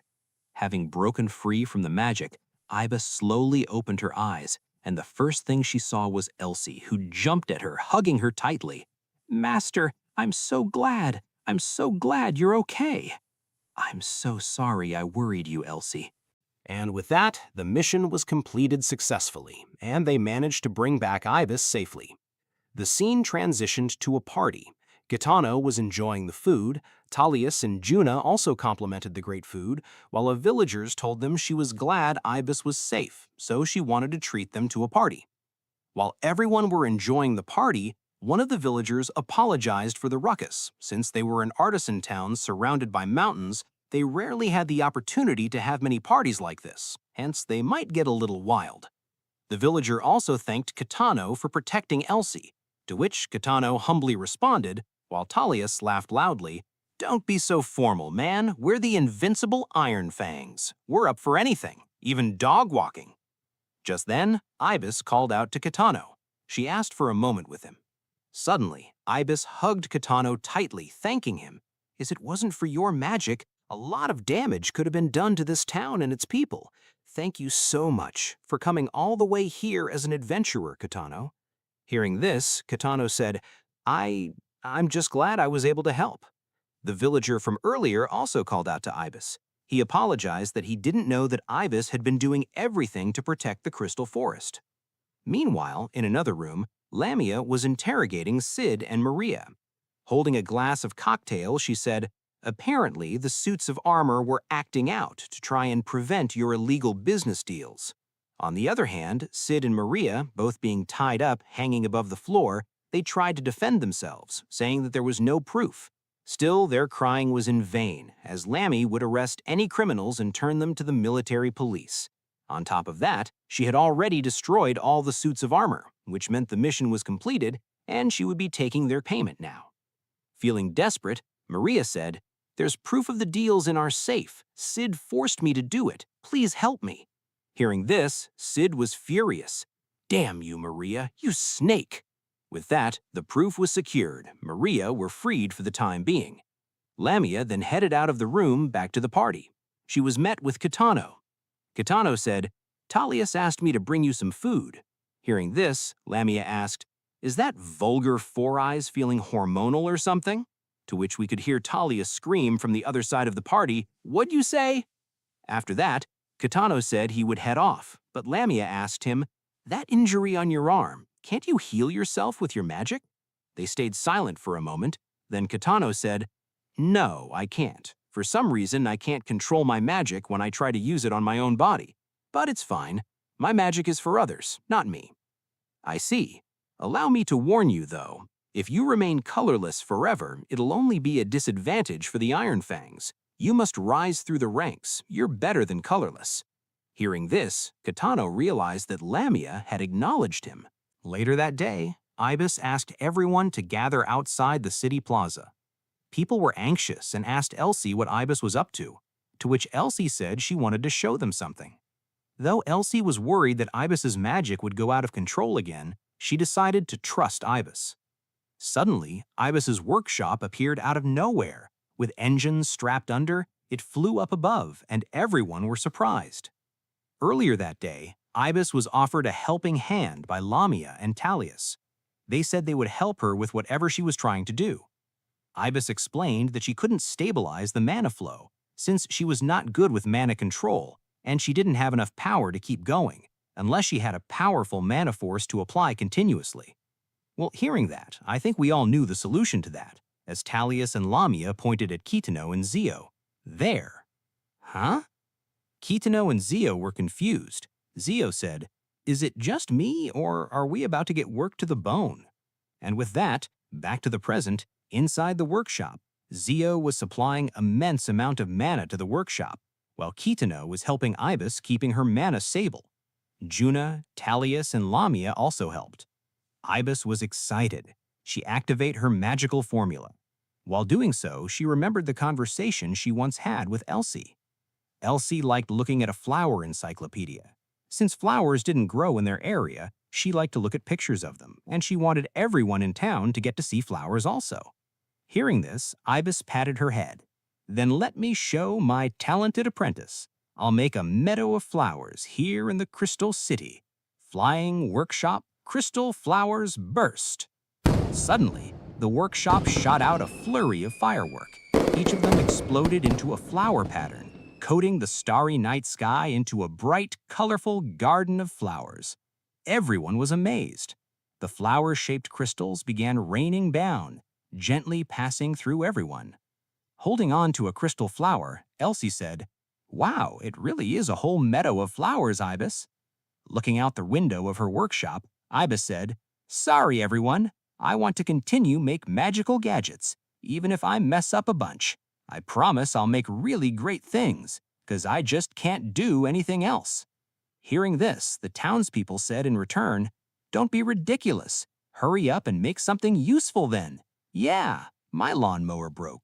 Hurry and make our lives better, and do it in your own way, like only you can do." Ibis heard this. She tried to wipe the tears of happiness. She said, "Wahahaha, leave it to me." Later that night, after the firework, Kitano and Zio sat together. Zio said, "I'm happy for Ibis," to which Kitano smiled, "Yeah." Zio then said, "Also, Kitano, thanks to you, I understand what it's like to be a hero even more now. It turns out when you take kindness to its absolute limit, it becomes determination. I'm going to keep racking up hero points. Let's continue going down our path. If we meet again at the top, I'd really like to go toe-to-toe with you." Hearing this, Kitano's eyes lit up. "My dream was to become an adventurer, but if I just stop there, I don't think I can live up to your expectations, Zio. But I'll try to be more ambitious so I can be your equal as an adventurer." With that, they smiled at each other, looking forward to the future. Meanwhile, back in the capital, the kingdom reconvened its Council of 12. The kingdom's council is made up of people from the Adventurers Association and the Magic Research Society. These two organizations maintain public order within the kingdom. Inside the council, one old lady expressed her appreciation for those attended that day, while next to her, an old man repeatedly shouted, "Adventure!" excitedly. To which the woman was annoyed. She scoffed at the man for being loud, but the man didn't really care. Across the table, many captains of various adventurer guilds were gathered, including Jean, who was being asked for a spar by another girl, to which he declined, saying that was scary. The atmosphere was rather chaotic. The old lady tried to address the reason for their meeting, but suddenly the old man interrupted her. He called out for Jean. "Jean, long time no see. Heard you started your own guild, huh?" "That's right," Jean said. "Good to see you again, Chairman." The old lady tried to talk again, but their conversation kept going back and forth, interrupting her, which made her mad. She used her power and opened 2 portals, dropping a rock on their head. With the 2 of them finally silenced, the lady said, "Ahem. The reason I asked you here today is because Lately, there have been many cases of magic users disappearing within the kingdom, and several deaths were confirmed. The council has decided we should find out who's behind these incidents. Hearing this, the girl who asked Jean for a spar earlier said with a blushed face, "Why don't we just take out anyone we come across? I'm sure Jean shares my opinion." To which Jean said, "Can I switch seats? I'm scared of the person sitting next to me." While Jean was still trying to push the girl away from him, the lady said, "We will be responsible for any sanctions. Our job is to identify and eliminate anyone who poses a threat to the kingdom. That is now the highest priority for every member of the Council of 12. Back in Kasalani town, the townsfolk thanked the adventurers team. Lamia said they got to see quite a treat in exchange for that, while Talius told them to keep up the banter, just don't fight for real. Ibis also told them if they ever needed a magical gadget, they knew who to call. She would do anything to help them.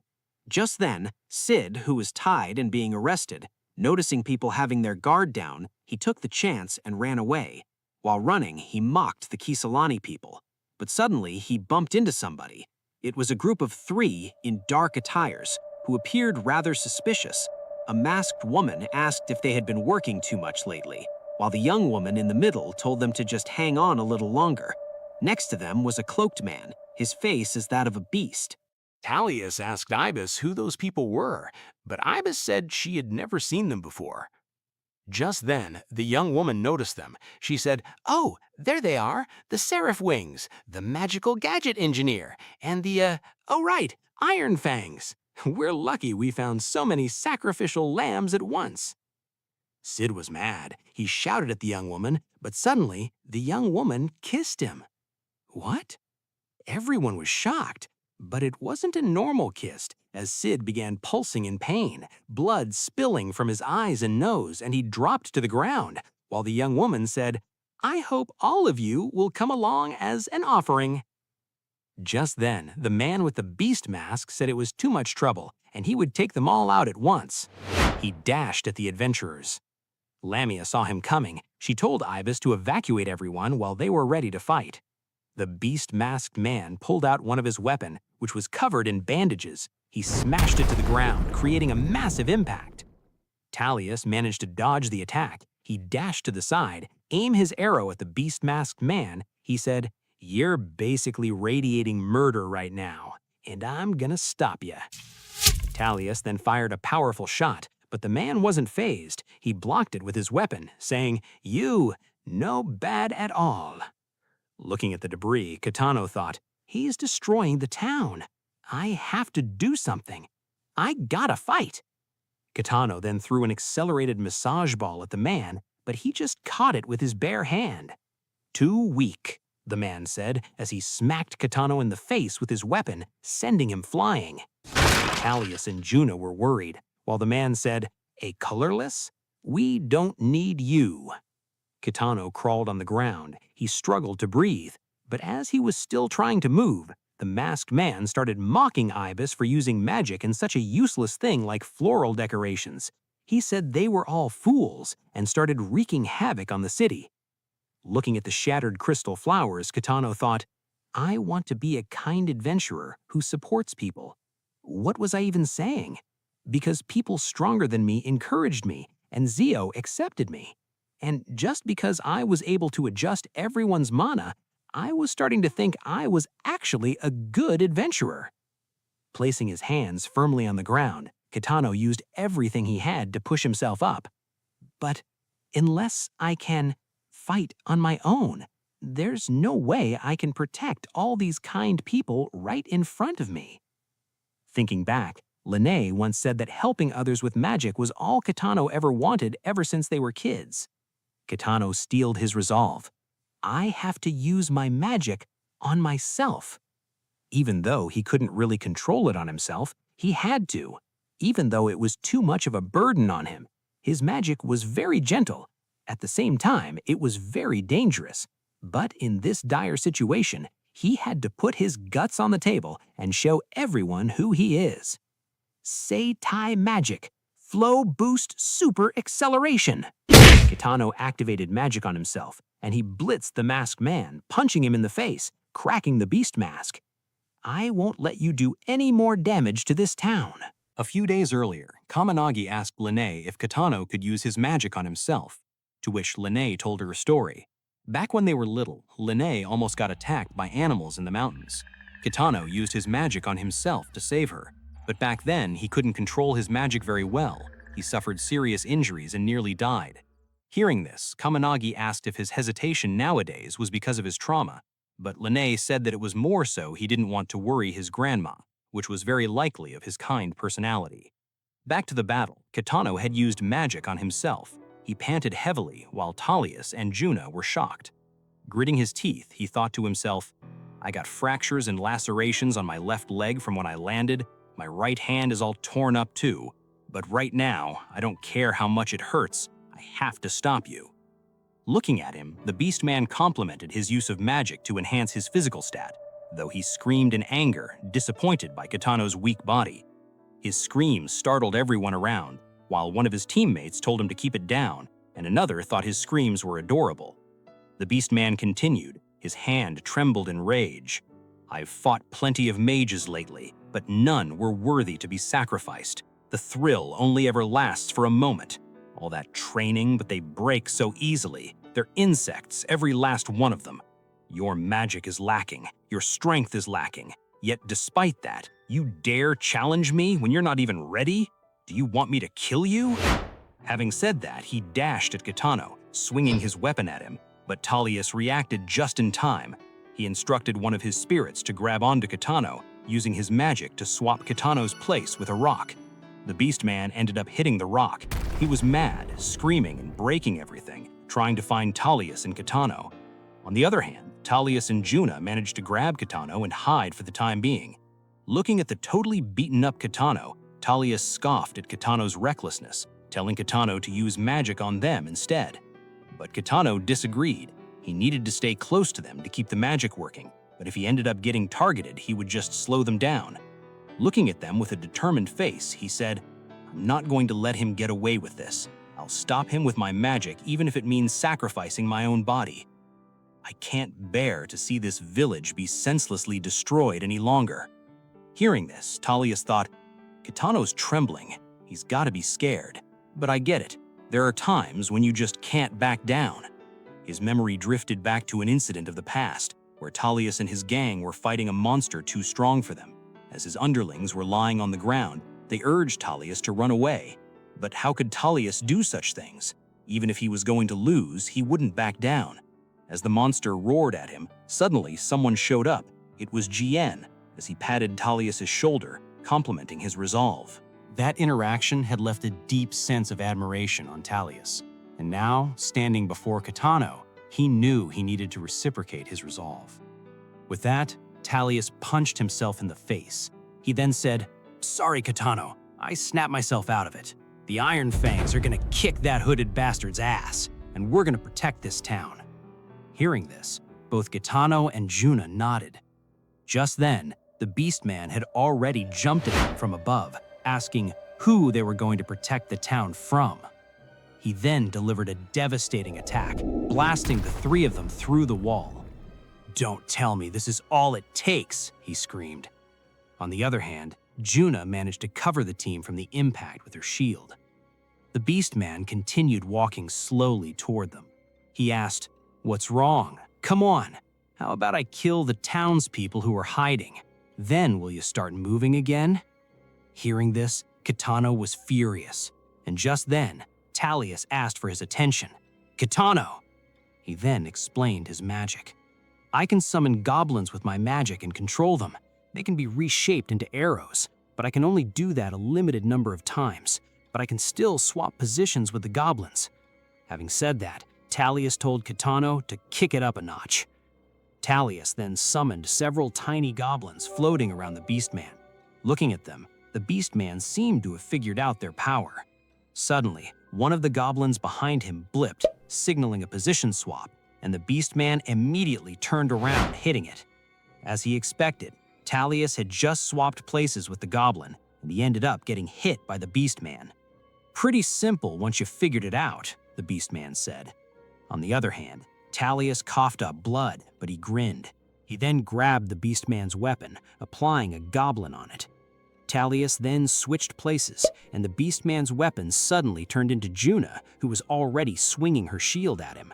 But the Beastman wasn't impressed. He immediately reacted and kicked Juna away. But Talius acted immediately. He swapped places again behind the Beastman, shooting an arrow at him, but the Beastman dodged it again. The missed arrow dug itself on the ground, but its mana flickered. Noticing this, the Beastman thought that Kitano would switch places with that arrow, so he got ready to swing at that position. But to his surprise, the arrow was just a distraction, as Kitano dashed at him, hitting him. The Beastman was caught off guard. He blocked the attack just barely, thinking to himself, "He didn't teleport there. To let the kid take me head-on instead?" But the Beastman quickly realized that with that attack, Kitano had broken both of his hands, which meant if he wanted to attack again, it would be with a kick. Knowing this, the Beastman readied himself for it. But to his surprise, Kitano braced himself, punching him straight in the guts. The Beastman was shocked. He attacked with his broken hand? The impact sent the Beastman flying. On the other hand, Talius looked at Kitano and said, "Kitano, you did it! Now that's a man!" But the successful attack was not without consequence. As Kitano gasped for breath, he thought, "The cost was way more than I thought it'd be. I can't use my right eye or my boost magic. I don't have enough mana to use them at the same time. My entire body hurts. I can barely stand." Just then, as the dust cleared, the Beastman complimented him. "Yes, wonderful. You hit me pretty hard, yes. It'd be a waste to use you as a sacrifice. I think I'll take you for myself." Looking at the Beastman, who was still fine, Talius was getting desperate. Just then, the Beastman weapon suddenly rattled and flew back to him. As the Beastman clapped his hand, he said, "All right, listen carefully, everyone." He then activated his magic for the first time in the fight. As the bandage covering his weapon slowly loosened, he urged them not to be frightened and run away. Seeing this, Talius and Juna urged Kitano to run, but Kitano didn't listen. He could still move a little, and he decided he would defeat the Beastman right there. Hearing this, the Beastman complimented his braveness. But suddenly, next to the Beastman, Jien appeared out of nowhere. He immediately kicked the Beastman away, saying, "Playtime's over, puppy." The impact from the attack shattered the ceiling, but the Beastman managed to defend against it. Looking at him, Jien said, "Wow, you're pretty strong, but unfortunately for you, I've got a ton of energy to burn off today." Seeing this, the villain group was surprised. "Oh no, nobody told me they would send their captains. Isn't this an unusual situation?" As not only Jien arrived, but also the captain of Seraph Wings. They managed to get there through one of the portal ability from Ajim, the head of the barrier department at the Magic Research Society, a veteran researcher who manages barriers across the entire kingdom and uses them to perform teleportation. As Ajim closed the portal, Lamia apologized to their captain for causing them trouble, though he didn't say anything. Earlier, 40 minutes ago, at the Council of 12 meetings, while they were discussing, Seraph Wings captain, Raid, suddenly stood up. "What's the matter, Raid?" they asked. Raid then pulled out a small sketchbook and started writing on it. "I'm currently using a magical gadget to share Lamia's sight," along with a hurried emoji on it, to which they questioned if drawing a whole emoji was necessary. Still, Raid continued writing. "They've encountered some suspicious individuals who may be connected to this incident," along with another emoji on it. Seeing this, one of the captains asked Jien if Raid usually gets straight to the point like that, to which Jien said yeah, though Raid was so dense he never laughed at Jien's jokes. Just then, Raid continued, "Jien, your crew is in trouble too." Hearing this, Jien immediately called for a gym, which took them to the current situation. Looking at Jean, the Beastman screamed, "Hey, are you serious? The captains are here? Even among gold-ranked adventurers, captains are on a whole different level." On the other hand, Jean said, "Talius is a passionate, devoted guy who adores even someone like me. And despite her shyness, Juna's got the guts to face the enemy when it counts. Kitano is ridiculously kind. He's just full of potential. They all look like hell. Anyone can tell by looking at them that they tried their damnedest to protect this town. Hearing this point, the Beast Man suddenly felt a great sense of fear as Jean asked him, "But are you ready for me?" Hearing this, the sense of fear was quickly overwritten by the Beast Man's thirst for battle. He screamed, "It's my lucky day! I'll take you for myself too!" With that, Jean fired down a rain of dark spikes, but just as the Beast Man was about to take the attack head-on, his teammates appeared through a portal and said, "Noise, let's go home, Noise." I just realized the Beast Man name was Noise. I'll refer to him as that from now on. Immediately, Jean's attack hit the ground, causing a massive impact. Kitano was amazed by the sheer scale of Jean's firepower. But the villain group managed to avoid it, with Noise trying to break free in order to fight Jean, while his teammates urged him to stop flailing around. On the other hand, they didn't just try to run away from Jean, but from Raid too, as from a distance, Raid had already charged up his attack, Ex Machina. Along with that, Jean also fired off his attacks at them. Seeing this, Noise finally gave up and decided to leave with the others. Just then, Kitano ran at them. He screamed, "Before you run away, apologize to the people of this town." Hearing this, Noise said, "You used your last bit of strength to leap over here? We'll settle this someday, brat. Our magic will clash and we'll see who wins out. You'd best hone your skills until then." As the skeleton portal slowly closed, Noise said, "Let's destroy each other as many times as it takes." With that, the villain group disappeared, leaving Kitano behind. Though he breathed heavily, Kitano said, "I'll stop you with my magic as many times as it takes." Just as he said that, his magic dispersed as his body gave out, and he passed out. Jean quickly got a hold of him. He said, "Kitano, you put up a great fight. Good job." The scene slowly transitioned. He saw Kitano just got home as he greeted his grandma. "Grandma, I'm home. Guess what, Grandma? There's so much I want to tell you." But as his grandma turned her face at him, he was terrified to find that it was actually Noise. He said he had destroyed the town and everyone in it, urging Kitano to fight him. Just then, Kitano gasped as he woke up. It turned out it was a dream and he was lying on a hospital bed. Next to him, Linnae was taking care of him. "Oh, you're awake. You were tossing and turning and soaked with sweat." "Linnae, ow, where am I?" "You were brought to the hospital. It's been 3 days since you've arrived." "3 days? I was asleep for 3 days?" "Yep, but don't worry," Linnae said as she acted cutely. He continued, "I was right by your side day and night taking care of you." Hearing this, Kitano thanked her, though he questioned what she was wearing. Like, bro, she's wearing a nurse outfit. Duh, learn to appreciate it. Though, as Linnae turned her back against him, she said, "I knew this might happen, but seeing you in such rough shape really made me realize that it all might be because I was the one who pushed you to do this. And I wonder if maybe you would have just been happier staying in town, running the seitai clinic. But even if I'm scared or worried, it's my responsibility to see this through." Saying that, Linnae put her hand in her face, trying to wipe her tears as she tried her best to not show this worried side of her to Kitano so that he could really focus on his dream. She continued, "Because I don't want to be apart from you, Kitano, and that's why I'm here. Even though I can't use magic, I can still watch over you." Hearing this, Kitano said, "Linnae, I'm sorry I worried you so much." To which Linnae turned back to hug him tightly, sobbing, insisting that she wasn't worried, but her hug was a little too tight for an injured person. Kitano screamed in pain. Just then, another nurse appeared. "This is a hospital, you know. If you want to do that kind of thing, I'll give you a key so you can lock the door first." Along with her, Jean was coming with her. "Jean," Kitano said, "how's the town? How's everyone?" But Jean quickly told him to settle down. Then he explained, saying the town was being reconstructed and none of the townspeople were injured, all thanks to Kitano and the others. Hearing this, Kitano finally relaxed, saying that it was good to hear. Just then, the nurse who came with Jean chimed in.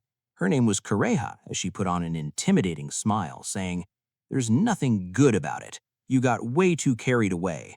You got so beat up it was kind of gross, actually." "Well, no matter," she continued, as she climbed on the bed and got in top of Kitano. Then she activated her power, releasing multiple wet and slimy octopus tentacles, leaving him totally shocked. She continued, "Just sit still for a bit. It's time for your medicine." On the other hand, Lene was also stunned at this sight, while Jean explained her magic. Octomia. At its core, magic is something each practitioner shapes through their own training, creating a style unique to them. But there are also cases where magic is passed down through a bloodline and grows more powerful with each generation. Kureha here is an old friend of mine. This hospital is run by her family, who possess an exceptionally rare form of healing magic. But seeing how Kitano was getting drowned in those wet tentacles, Lene asked if that really was healing magic, or not something naughty. On the other hand, Kureha said, "I hear your seitai magic is pretty versatile, but I think it's a bit too tricky to handle." Seeing how her magic interacts with his body, Kitano thought, as soon as her magic touches my wounds, they immediately close up. Is this supposed to promote natural healing? Kitano asked, to which Kureha answered, "My family uses magic to weave damaged cells and tissues back together to heal them. Your seitai magic is more about promoting the natural body healing ability, so when it comes to deep wounds or fatal injuries, it falls behind." On the other hand, Kureha acknowledged Kitano's magic in terms of versatility, but she looked closely at his face, warning him that if he go overboard with it like the last time, sooner or later he will destroy his own mana circuits. She then asked if he was okay with it, to which Kitano couldn't argue. With that, Kureha advised him to do some research on his own magic and get stronger. That concludes the day's treatment. Before leaving, Kureha asked if Jian was hurt, so she could treat him like how she did earlier, but Jian said he was fine. Hearing that, Kureha clicked her tongue in disappointment, not being able to get on top of Jian. After the conversation with Kureha, Kitano stared at his hand, looking somber. Just then, the curtain separating him from the bed next to him was pulled open. "Ha! What a coincidence," someone said. It was Zio, as he told Kitano he should be honored to bask in his heroic aura as he stayed on the next bed. Zio's lively energy immediately lightened the mood. Lene was surprised. He was happy Kitano finally got a new guy friend, asking who he is. After Kitano introduced Zio to her, she smiled and waved, greeting Zio. But to their surprise, Zio suddenly acted timidly, his face red. Seeing this, Kitano asked what's wrong, to which Zio awkwardly hid under the blanket, asking Kitano, "How can you be so chill, Kitano? A cute girl our age just showed up." Hearing that, the three of them, especially Lene, were all equally awkward. After that, Zio admitted letting the villain group get away was a disgrace for heroes like them, and he and Lamia would do their best to help the security in the capital. Hearing this, Jian told him not to be too hard on himself. After all, he helped evacuate all the villagers, which shocked Kitano upon hearing it, realizing how great Zio was, fighting and helping others at the same time. Hearing this, Zio smiled and asked, "Why are you surprised? I'm a hero, remember?" "That's amazing," Kitano said. Just then, Talius barged in, while Juno was trying to hold him back. Seeing Kitano finally awake, Talius rushed to his side and apologized. "I'm sorry, Kitano. I was so useless, and it's my fault you had to put yourself out there. So I swear, from now on, I'm gonna get stronger, stronger than anyone." Juno also agreed with Talius. "Me too. I'm gonna be so strong you can totally rely on me, Kitano." Looking at them, Kitano said, "I feel the same way. I want to change. Looking back on it, everyone had to encourage me or lend me a hand of help, but I want to help out the guild even more. I want to be as strong as Zio, and I want to protect people. That means I gotta be able to do things on my own." As Kitano opened a magic circle on his hand, he looked at it and said, "I'm gonna fight, win, and protect, so I want to be able to master boosting my body." Just then, Kureha was writing up a medication note as she mused at Kitano's youthful energy. she suddenly realized what he just said. On top of that, he was activating his magic solely for dramatic purpose, and she shouted, "Wait a minute, did you even listen to what I said? Apparently you're a complete idiot. If you use that magic again, you could ruin your mana circuits and your physical abilities. Listen to me, magic is deeply tied to both mind and body. And as far as I can tell, you're not built to be a fighter. You're not cut out for combat. And that's why you can't tell when you've hit your limit and you're about to destroy yourself. It's clearly too much of a burden on you." Just then, Jian chimed in. "So then what he needs to learn is precise control of his mana and physical reinforcement, right? In that case, I've got an idea." Jian then announced, "Kitano, you'll take a break from missions for a while and start training while you recover. I'm sending you to training with experts in mana manipulation, the Majo clan." Upon hearing the name Majo, everyone in the room was surprised, with different reactions. Some were excited and wanted to see that clan for themselves, while the others were worried it would be too much for Kitano. Still, it seemed like the perfect place for Kitano to train. After all, nobody's better at handling mana than those women. Also, they're the fiercest warrior clan Jian knows of. Hearing this, Kitano already felt nervous. Days later, it was time for Kitano to embark on this new journey. The designated his risk zones, the concentration of mana in these areas is significantly higher than other regions, causing unusual and hazardous environmental effects. With the exception of adventurers, entry is strictly forbidden. Entry permissions are granted based on the adventurer's rank and the zone's risk level. But regardless of the adventurer's rank, survival is never guaranteed. The old capital, the Dragon's Nest, and for this one, as Kitano walked past a skull, he felt nervous. He asked Jian if he even knew this Majo clan. Jian said that they helped him once, ages ago. Hearing this, Kitano asked if they could just show up like that, to which Jian confidently assured him, saying they were pretty close to begin with. As the platform kept elevating, Jian said they were already in the Majo territory. He told Kitano, "The Majo are experts when it comes to mana, so use your mana recklessly, and they'll assume you're a marauder and attack." Hearing this, Kitano himself could feel it. The air is thin up here, but ever since we started climbing, my whole body's been tingling. It's like the atmosphere itself is just filled with mana. Wow, I had no idea a place like this existed. While Kitano is having his moment, Jian was busy picking up sugar grass again. A few days earlier, while they were still in the hospital, Zio was feeling frustrated. He wanted to go and meet the Majo clan, but his schedule with Lamia wouldn't let him do that. So he said he would be waiting for Kitano's souvenirs, though Kitano didn't think it was a souvenirs kind of places. Zio said the bandage on Kitano's head looked really cool, to which Kitano said it was Kureha who made it for him. Hearing this, Kureha scoffed from afar, telling him not to take it off except when bathing. Just then, Kitano could hear some scary voices behind him. It was Talius and Juna who were hiding under the bed, trembling in fear. "I can't believe you're going to the place feared by even adventurers, the village of the Majo clan. So scary. I heard that the moment you step foot in the place, the Majo clan will snatch you up and punish you. So be careful, Kitano." Saying that, Talius then asked for souvenirs, saying he wanted something practical he can use every day, while Juna said she wanted something sweet, to which Kitano said once again that he didn't think they had souvenirs there.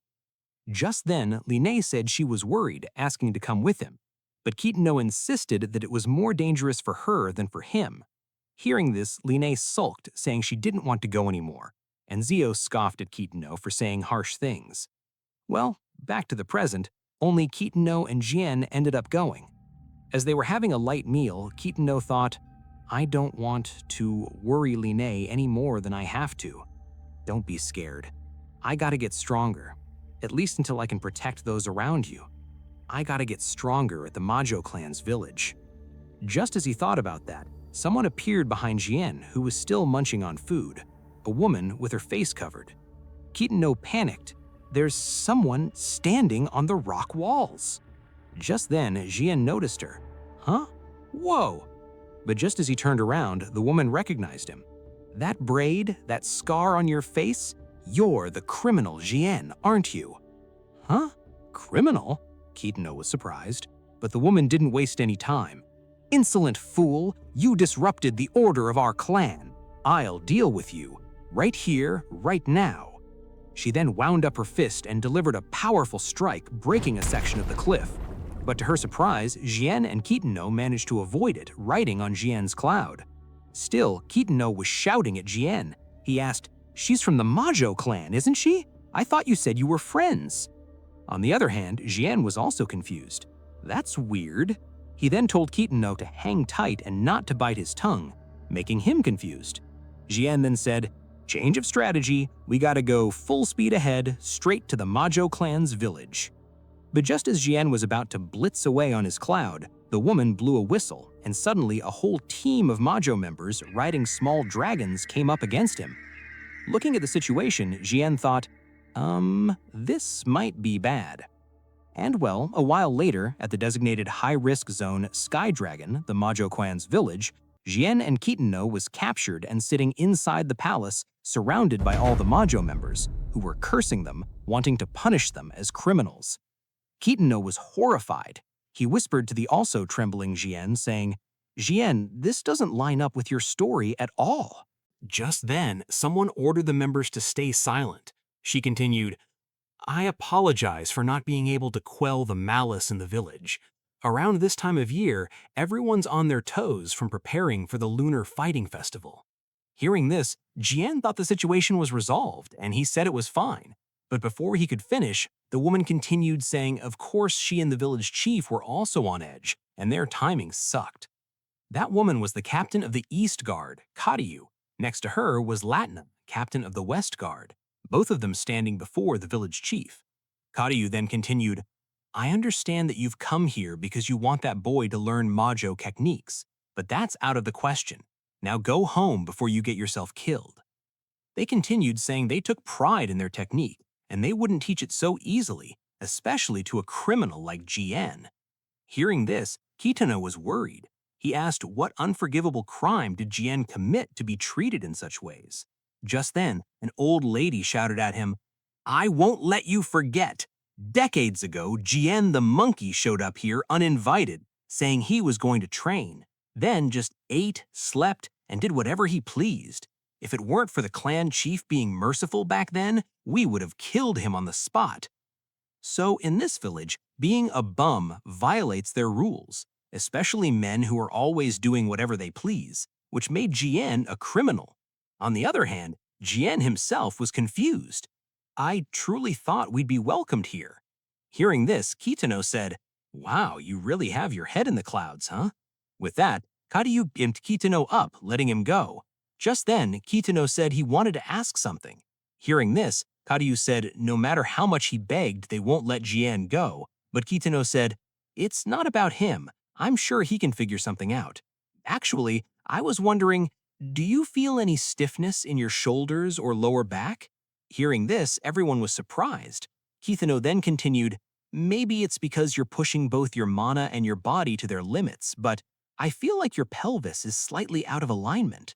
Hearing this, the crowd bursted at laughter. They said that Lady Kariyu was always in tip-top shape. There was no such thing. On top of that, they asked who Kitano was to talk about mana, especially to them. On the other hand, Kitano was embarrassed, but he said he just hoped he could help. Just then, Kariyu looked at him with an intimidating gaze. "You? Help me out? Intriguing. Why don't you give it a try?" Our mana has remained untouched by outside influence for many years. It's basically a miracle. Do you have any idea how many magic users we've driven away from here?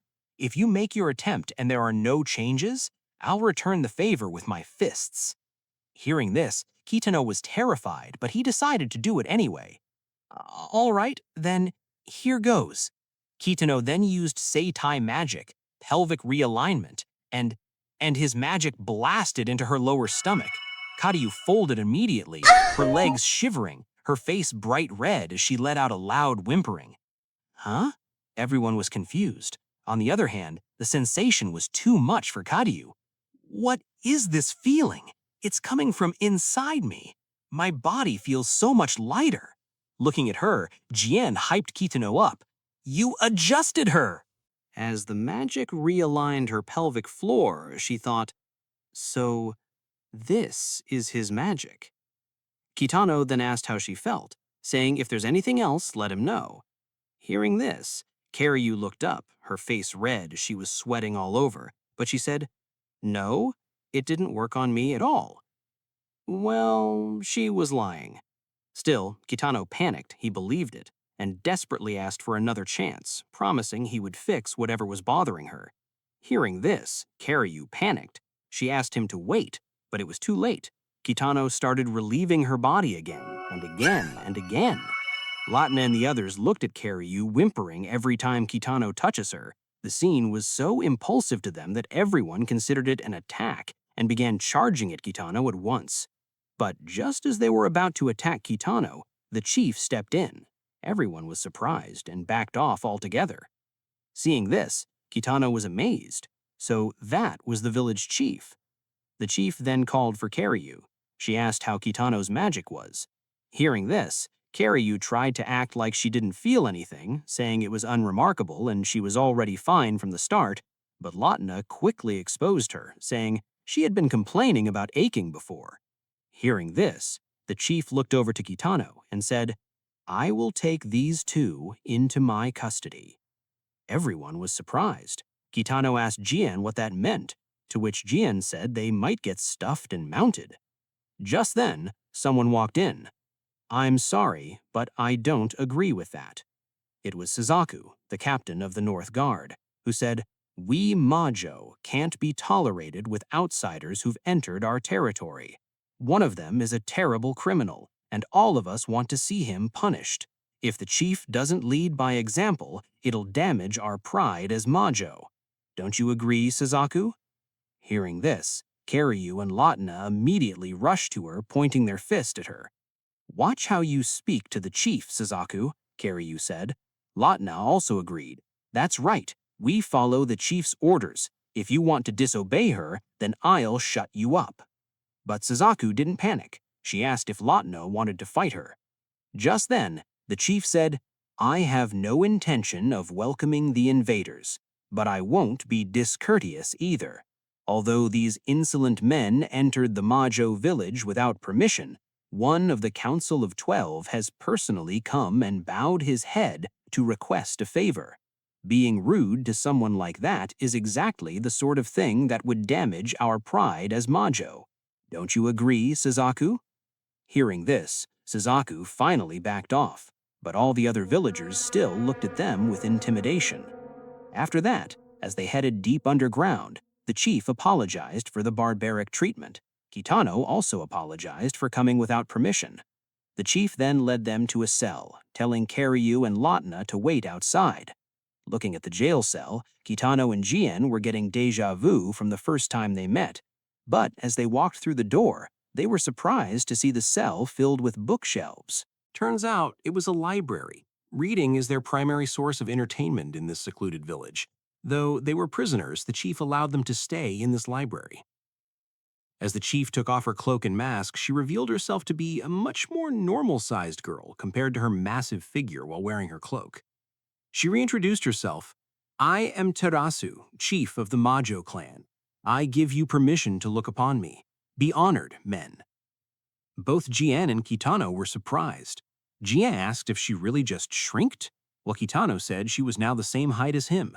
But both of them were quickly threatened by Karyu and Latina peeking in from outside, warning them to not make fun of Terasu while admiring her cuteness. Terasu then reached her hand out, asking Kitano to use it on her. Hearing this, Kitano applied a light spell on her hand.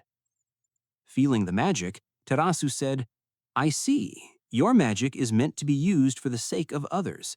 The way you wield it is the complete opposite of us Majo, who can only control our own mana. What do you wish to learn from the Majo?" she asked. Kitano then answered he wanted to use his magic to boost his physical skills. Hearing this, Terasu asked why he would want that, while his magic's true strength only revealed upon using it for others. Her question made Kitano think for a moment. He then said, "I don't want to regret having this magic. Even if using it for the sake of others is the right thing to do, I don't want to give up on exploring its possibilities." Hearing this, Terasu asked, "Even if the struggle is futile?" Yes, he answered. I'll keep struggling as much as I have to. I want to protect the place where I belong and everyone around me. That's why I've come here. His answer left Terasu silent for a moment. She then said, You want to protect the place where you belong? Then you are just like me. I understand the usefulness of your magic. I'll ask Karyu and Latna to train you. Hearing this, both Kitano and Jian were beyond stoked, thanking her. On the other hand, Karyu and Latna barged in, saying they didn't want to train any outside men. But Terasu assured them that in return, if Kitano couldn't learn it within a month, she would have him live there for the rest of his life, supplying healing magic to the Majo. With that, she wished them good luck before leaving. As the door slammed shut, Kitano said, Jian, I might have to live here for the rest of my life. To which Jian said, Don't wimp out on me now, Kinato. On the other hand, as Terasu was walking away, she thought, It's unusual for us to have outsiders here. Perhaps they can bring a breath of fresh air to our village. There's no telling when Suzaku and the militant faction might make a move. But more importantly, thinking about that, Terasu put her face to see if it was hot, and yes, it is. Her face was bright red as she struggled to keep her composure. She thought, that was the first time I've ever talked to a man. Calm down, me. You're the chief. You have to remain calm. Damn, so she's still just a young girl. On the other hand, Kinato was getting his shit whooped by Karyu and Latna during training, making them surprised how weak he was.